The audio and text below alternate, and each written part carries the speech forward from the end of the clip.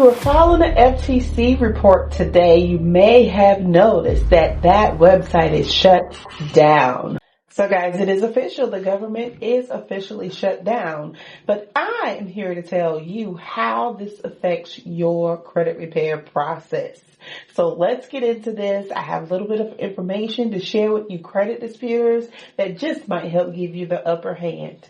So with government agencies being shut down right now, if you have bankruptcy on your credit report, one great benefit to the government being shut down in your favor is that Pacer is a completely government-owned and backed company. So Pacer wouldn't be able to verify any bankruptcies, now would they?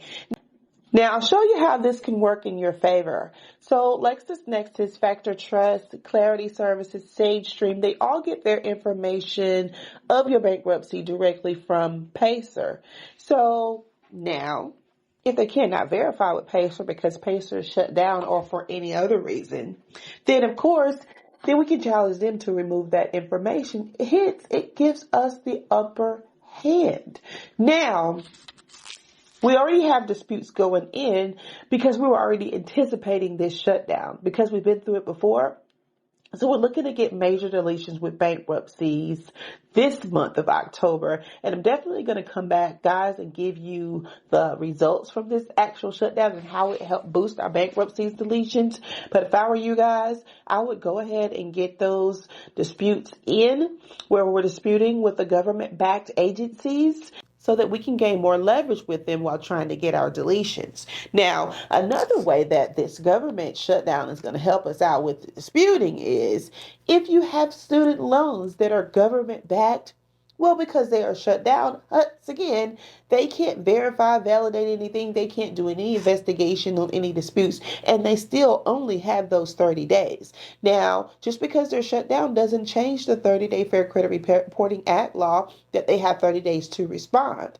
While the CFPB is still partially rolling along now, we see, because we're still able to get on their website to actually do complaints. Everything is going to get slower now in the dispute world as it relates to any disputing that are attached to government entities. So we're just waiting to see what's going to happen. But I will tell you this, if you have not gotten any, if you have student loans that are government backed, go ahead and get your disputes in ASAP. If I were you guys, I would overnight them because we don't know how long this is going to go on.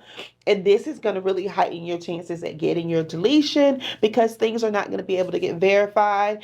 I'm literally only just making this video because we went through this the last government shutdown and we got really great results from disputing this way. And this is not necessarily to take advantage of the government being shut down, but to take advantage of the government being shut down. If you have these things in your way and you're trying to get to where you need to get to credit and financially wise, I would definitely take advantage of these. So I'm saying run in and put your disputes in now, because if you have anything that is government backed, this, I am a witness, guys, this highly, highly heightens your chances of getting a deletion, especially if you had something that was stubborn. Guys, go ahead and get those disputes in today, okay? They should have been in last week. I didn't think to make this video, guys. I'm sorry. I was too busy working up all of our stuff to get our stuff out for our clients in case this did happen. And also, guys, we have SBA. If you have bad SBA loans or inaccurately reported SBA loans, now is a good time to go ahead and get your disputes in, guys. Also, if you have like any collections, like government collections from companies like Wyndham Professionals, Conserve, Pioneer Credit Recovery, these third-party collections, now is a great time to go ahead and make sure that you put the pedal to the metal, guys. Get those disputes out there and let's see how this government shutdown can actually work out some good and get some things deleted off of your credit reports. I am Tina Talks Credit.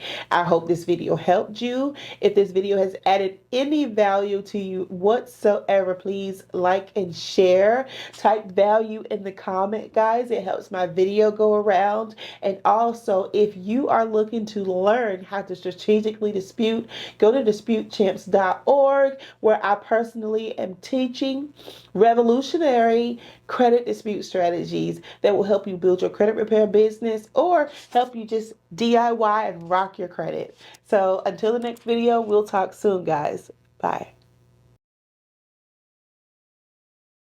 As if you are looking to get some credit education to repair your credit, or if you are a company who just needs like a second head or a second set of eyes or want to learn some fresh information, guys, Dispute Champs is your one-stop shop for credit repair education. I'm telling you guys, right now we have 11 jam-packed courses.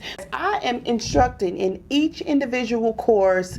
We have hour-long courses, maybe some even longer than that, where I'm actually taking my time teaching you step-by-step dispute strategies. I mean, jam-packed dispute strategies. So we have courses on just the introductory to credit repair and consumer reporting agencies.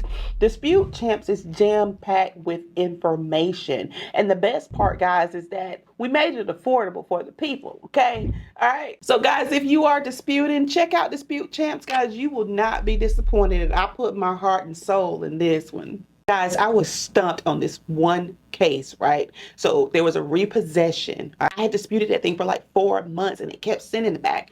Account verified, account verified. Y'all know how that goes. I even had escalated it through the CFPB, did all the things that I say do on my videos, and it was just stuck. And my client needed to buy a house. Everything that I had built up in my arsenal over that 4 months against this case, I put it in the affidavit of fact and truth. I literally listed everything out like a court document, got it notarized, and I sent it in to the actual finance company who financed the vehicle, pulled up some unlawful repossession laws as well, added that in there.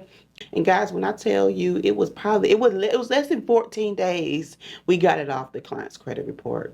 The way I structured the affidavit, I literally have to put that in my arsenal and put it on my Dispute Champs. I'm going to do a course on it to show you guys exactly what I did and how I did it. Guys, forget that debt validation letter. I'm going to tell you right now, if you got collections, can that debt validation letter. Unless you're going to do something to back it up, don't send the debt validation letter unless you're just gathering up information that you're going to use in a lawsuit. That is the only reason to send that, because they're just going to make up an invoice or something and send it back to you.